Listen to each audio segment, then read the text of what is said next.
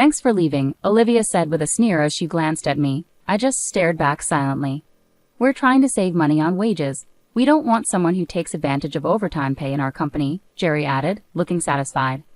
A week later, I kept receiving calls from the company. Hello, I answered. The president asked, "Who are you?" I chuckled at his question. I'm Nicole Wallace. I'm 57 years old and I've worked here for 35 years since I graduated from college. Our company provides administrative support, handles social insurance and taxes for our clients, especially for busy company presidents who focus on sales and lack time for paperwork. I work in the tax department.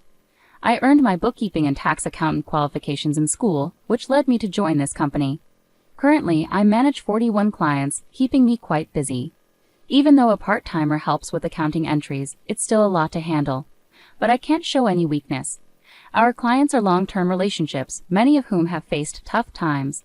Seeing them persevere motivates me to keep going, so here I am again today, in front of my computer. Lately, I've been having a hard time. Jerry and Olivia have been bothering me a lot. Jerry, who's 6 years younger than me, is now the head of our tax department. He used to be just a regular colleague, but ever since he got promoted 5 months ago, his attitude completely changed. He used to speak politely, but now he's always sarcastic or complaining. Nicole, what are you doing? You've got some nerve slacking off during work hours, he'd say, glaring at me while I'm researching tax-saving strategies for our clients. When I tried to argue back, Jerry stayed calm and said, just check the manual for that. Don't do anything unnecessary, and if you end up working overtime, don't expect to get paid for it. I overheard Olivia, Jerry's assistant, saying, Nicole, you should work more efficiently. At this rate, you'll never finish. She laughed mockingly, adding, that's probably why you're still just a regular employee. I was actually the first one offered the promotion to head the department, but I turned it down. Being the head would mean more time managing and less time working directly with clients. Since it was an internal offer, Jerry and Olivia didn't know about it. I'll make sure to keep up with my regular duties, I managed to say. Despite everything, Jerry and Olivia kept harassing me. You're racking up overtime again. What a waste. Jerry's angry voice echoed today. Nicole, enough already. Your constant overtime is dragging down the whole tax department's performance, Olivia sighed. The reason for yesterday's overtime was simple. Jerry had let a month's worth of declaration forms pile up, all due by the end of the month. After work yesterday, he abruptly dumped several client files on my desk. My heart sank when I saw them. Wait, aren't these all due this month? I asked in confusion, but Jerry was already packing up. I'm leaving. Take care of these, he said briskly and hurried out of the office. Good luck, Olivia added, following Jerry with a mocking laugh. Unbelievable. I sighed as I opened the client files left on my desk. Some of them were supposed to be Olivia's responsibility. I sighed even deeper. I understood why Jerry was harassing me. They wanted me to retire quickly. I have more experience and deeper knowledge in taxation than him, so other members of the tax department often come to me with their questions instead of Jerry. There are other reasons why everyone avoids Jerry. He looks oily and unfriendly. The only female employee who stays close to him is Olivia. Jerry has a preference for younger women. That's probably why he wants me to retire, so the other female employees will rely on him more. It's such shallow thinking. It makes me uneasy. Also, he simply doesn't like me. Olivia was harassing me to gain favor with Jerry. Since Jerry evaluates the tax department's performance, she probably aimed to undermine me to get a good evaluation from him. Anyway, I have to handle these declarations. I need to prepare tax forms for my assigned companies, but it seems like I won't finish today's work either. If I try to claim overtime, I'll just get complaints from Jerry and Olivia, so I resigned myself to working unpaid overtime. One day I was suddenly summoned to the president's office. Our company had recently undergone a change in leadership. The founder's father, who had been running the company, had fallen ill, and his son, who previously worked elsewhere, took over despite being unfamiliar with our operations. Excuse me, I said as I entered the president's office. I noticed Jerry and Olivia there, both wearing unpleasant smirks. Why are Jerry and the others here? I muttered quietly, trying not to be heard. In this tense and strange atmosphere, the president spoke. Nicole, we need you to resign by the end of this month. Excuse me? What do you mean? I asked, feeling bewildered. I've been informed by Jerry and Olivia that you've been billing excessive overtime. While other members of the tax department have around 16 hours of overtime per month, you've logged over 83 hours. Doesn't that strike you as odd? Jerry and Olivia haven't logged any overtime this month. Quite impressive, don't you think? The president looked at me sternly. The reason my overtime was so high this month was because I was covering Jerry and Olivia's workload. I wanted to explain, but blaming Jerry could make it seem like I couldn't manage my time. So I stuck to the facts. I haven't overbilled for overtime. It's because I couldn't finish my work within regular hours, I clarified. The president sighed deeply. I'm skeptical, but without evidence, I won't pursue it further. However, we can't continue to employ someone who works at that pace, so I need you to resign. The president seemed resolute, asking me to leave the company where I dedicated my entire 35-year career. I felt worn out too. No matter how much extra work I took on, it never seemed to be acknowledged. Instead, I ended up shouldering Jerry and Olivia's responsibilities as well. Yes, I understand. I'll resign at the end of this month, I repeated to the president, realizing I had already agreed to it. I glanced at Jerry and Olivia. They were smiling smugly, clearly pleased with the outcome. After leaving the president's office with them, Olivia sneered at me, saying, "Thanks for quitting." I just stared back at her silently. Jerry echoed the sentiment, looking down on me as well. We're cutting labor costs. We don't need someone who takes advantage of overtime pay at our company, he added, seemingly pleased. As I watched them chat cheerfully, I began preparing handover documents for all my clients. It was important to ensure a smooth transition, so I made sure to personally say goodbye to those I was handing over to. I also tried to schedule a meeting with the president to bid farewell in person. For those I couldn't meet, I sent letters informing them of my successor. A week after resigning, I finally had a moment to relax at home. I had been swamped with handover tasks right up to my last day, and even before that, my workload had been heavy. A bit of relaxation seemed well-deserved. Just as I was thinking this, my phone rang. When I saw the call was from the company, I hesitated. I had already taken care of the social insurance procedures, so I ignored the first few calls. But they persisted, even calling from Jerry and Olivia's personal phones. Perhaps they hoped I would answer if it seemed urgent from the company. Eventually, feeling reluctant, I picked up. "Hello." "Nicole, it's chaotic here," the president said urgently. "Who exactly are you?" I chuckled bitterly. Who am I now? Just an unemployed woman. I've resigned from the company, so that's all I am at the moment. The president continued urgently. "Since you left, we've had 55 calls to halt transactions with the company. Please come back immediately." With that, he abruptly hung up. He sounded genuinely panicked. It seemed I had no choice but to return. Reluctantly, I got up and headed back to the company. As soon as I arrived, Jerry and Olivia were waiting for me. Their faces were pale, and they had dark circles under their eyes. "What's going on with both of you?" I asked, surprised by their sudden change in appearance. Jerry glared at me and said sharply, "Since you left, we've been bombarded with calls to stop transactions. Not just from your clients, but from potential new clients we were about to onboard. What did you do?" Olivia also eyed me suspiciously. "I never imagined Nicole would stoop so low." "I'm truly disappointed," Jerry remarked, his voice filled with disillusionment. The reason for their worn-out appearance was likely due to handling all the cancellations. I hadn't taken any actions against the clients, but I had a hunch why they were canceling their transactions. "Well, these cancellations seem inevitable now," I muttered quietly. "So you did do something," Jerry erupted.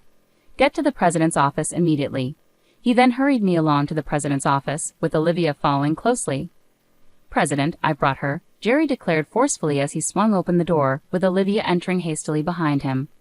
"I've been waiting," the president said, fixing his gaze on me. Jerry accused me as if I were the culprit. "It appears that Nicole was involved in the cancellation of transactions with our clients. We should not only have her resign, but also consider legal action for damages," Olivia argued vehemently, choosing her words carefully in front of the president. The president ignored Jerry and Olivia's interruptions and turned to me again. "Why did so many companies stop transactions after you left?" I took a deep breath and replied firmly, "It's simple. Our clients didn't just need basic tax management. They valued the personalized tax-saving strategies I offered. They could get cheaper services elsewhere, but they chose to stay with us because of the tailored approach I provided." Jerry snapped at me. "Who do you think you are to talk like that to the president? Do you really believe you're that indispensable?" Olivia taunted, "That's absurd. It has to be Nicole's doing." The president's expression was serious. Jerry and Olivia focus on operating strictly by the book, optimizing efficiency. But Nicole's approach involves more than that. It's about offering custom strategies that benefit our clients individually. One-size-fits-all solutions don't always meet our clients' needs, which is why many valued Nicole's contributions and chose to remain with us. Jerry grew visibly frustrated. "How can we justify spending so much time on each client's case? It's inefficient." "Yeah, it's not practical," Olivia added emphatically. The president sighed deeply and revealed, "Actually, I just spoke with Dad," the former president. Some of the clients who stopped transactions went directly to him to discuss Nickel. I was taken aback by this unexpected turn. I hadn't realized the extent to which clients valued my contributions. Dad mentioned that the tax department thrived because of Nickel. She not only managed her own clients exceptionally well, but also supported her colleagues' clients, offering expertise that Jerry can't match. Dad also mentioned that if Nickel hadn't declined a promotion earlier, she would have been in a higher position than a department head by now, the president said with a troubled expression. No way, Olivia exclaimed, clearly shocked. It seemed she couldn't fathom the idea of me potentially being her superior. The president continued, his tone regretful. I deeply apologize for asking you to resign, Nickel. Can we rescind your resignation? You're indispensable to our company. I was genuinely pleased by the president's change of heart, but I hesitated to accept it. Before I could respond, Jerry interrupted forcefully. President, what do you mean she's better than me? I can't accept this. Jerry was visibly upset, his voice betraying his frustration. Olivia joined in, protesting. Jerry is an excellent leader who genuinely cares for his team. Are you really favoring Nickel over him? That's unfair. The president fixed a stern look on them both. In fact, since Nickel resigned, we've been receiving numerous complaints from the tax department. It seems that both of you have been offloading your responsibilities onto others, haven't you? What? That's not true. Jerry's face paled, his denial immediate. The president spoke with a look of disappointment. I've heard from the staff. Jerry, you've been delegating the preparation of your clients' declaration forms to your subordinates, even assigning Olivia's workload to them for many clients. Beside Jerry, who grew visibly paler, Olivia trembled when her name was brought up.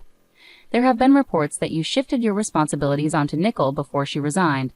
Jerry, you even called her a time thief. It seems the roles have been reversed, haven't they? The president sighed heavily. No, that's not true, Jerry stammered, clearly flustered and unable to defend himself. Watching Jerry and Olivia both turn pale, the president continued sternly, furthermore, there have been reports of a relationship between you two. You've been seen leaving work together frequently. But Jerry, aren't you married? The president's glare intensified as he looked at Jerry and Olivia. I was simply mentoring Olivia in my role as her superior, nothing more, Jerry struggled to explain, but the president produced several receipts. These are expense receipts flagged by the accounting department, dining expenses claimed by Jerry. Who were these meals with? Certainly not clients, right? Jerry was sweating profusely, unable to answer. Olivia's face turned ashen. Jerry and Olivia, not only have you neglected your responsibilities and inflated expense claims, but you've also engaged in an inappropriate relationship within the office, despite being married. According to company policy, I am terminating your employment effective immediately, the president stated calmly and decisively. Jerry and Olivia pleaded desperately. Please wait. I'll retract the expense claims, just don't fire me. I have a family, Jerry begged, trying to reverse his termination. Olivia echoed his plea. Please, I don't want to lose my job. I'll apologize to Nickel and others for dumping work on them. Olivia was visibly on the brink of tears, realizing the gravity of being fired for neglecting her duties and having an affair with a superior. She must have been deeply concerned about her reputation. Trying to offer some advice, I said to Jerry and Olivia, why continue to resist? It's not helping your situation. Jerry shot me a glare. Shut up? What could someone like you possibly understand? I sighed and replied, Jerry, it was your actions that led to my resignation. It's just karma. What goes around comes around. Perhaps it's time for you to take responsibility and do some self-reflection. Damn it, Jerry exclaimed in frustration, while Olivia bit her lip anxiously. I haven't disclosed everything yet, but there's more to Jerry and Olivia's misconduct. Should I share more details? I asked the president with a wry smile. The stories of Jerry and Olivia's behavior were widely known in the tax department, and their reputations had preceded them. No, please don't, Nickel, please stop, they both pleaded urgently, trying to halt me. Giving them a firm ultimatum, I said misdeeds have a way of surfacing eventually. It might be in your best interest to confront reality before it escalates further. At my words, both Jerry and Olivia fell to their knees. The president wasted no time and terminated their employment on the spot. Later, I disclosed their wrongdoings, which included Jerry fabricating business trips to spend time with Olivia for days, as well as pressuring disliked colleagues to resign by unfairly reprimanding them, and imposing sudden, unreasonable deadlines.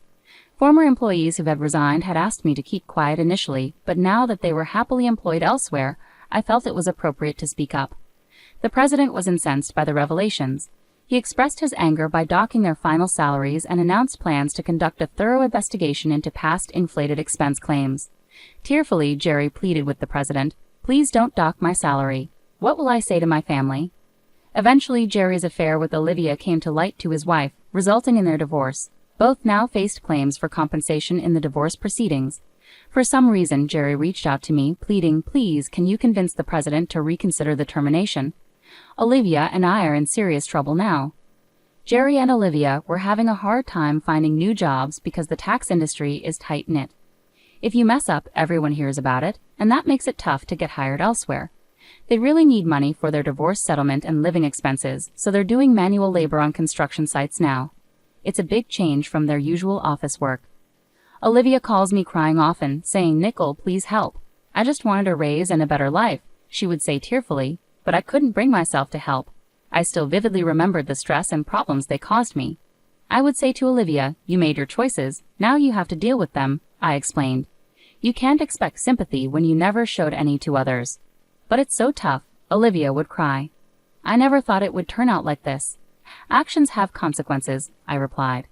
"You and Jerry brought this upon yourselves. You can't undo it now. You have to face the consequences of your actions." Olivia's despairing cries were the consequences of her own decisions. It was a tough lesson, but one she needed to learn. Meanwhile, I found solace in my new routine. Working at my friend's tax office was fulfilling. I enjoyed the work and the positive environment, unlike the toxic atmosphere Jerry and Olivia had created. The president's requests for my return became more frequent. "Please come back, Nicole, we really need you," he would urge. Each time I would politely decline, saying, "I'm sorry, but I've moved on." I appreciate the offer, though. Every day, starting my own office seemed like a clearer goal. In my own space, I could make the rules. No more unfair treatment or office politics. My focus would be on giving my clients the best service, building relationships based on trust and respect. In this new phase of my life, I finally felt at ease. I felt lighter, free from the burdens of the past. My days had purpose, and my nights were calm, without the anxiety that used to bother me. Looking ahead, I saw endless opportunities. I could learn more, face new challenges, and create something from scratch. My second chance was just beginning, and I was eager for what lay ahead. Freed from the negativity of my old job, I embraced the opportunities ahead with enthusiasm. As I planned my new business, I recalled the support and trust my clients had shown me. They were my motivation to stay in this field. Their faith in my abilities formed the bedrock of my new venture. With them in mind, I felt confident in my future success. Though my journey had been challenging, it had also made me resilient. Strengthened by my experiences, I was prepared to turn the page and embark on a new chapter with renewed vigor and a clear vision. Ultimately, Olivia and Jerry's setbacks served as a stark reminder of the importance of integrity and respect in the workplace. Their story underscored my commitment to fostering a positive and supportive environment in my own office.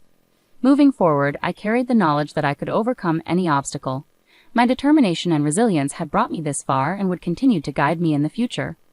My second chance wasn't just a continuation of the past, it was a fresh start filled with promise and potential.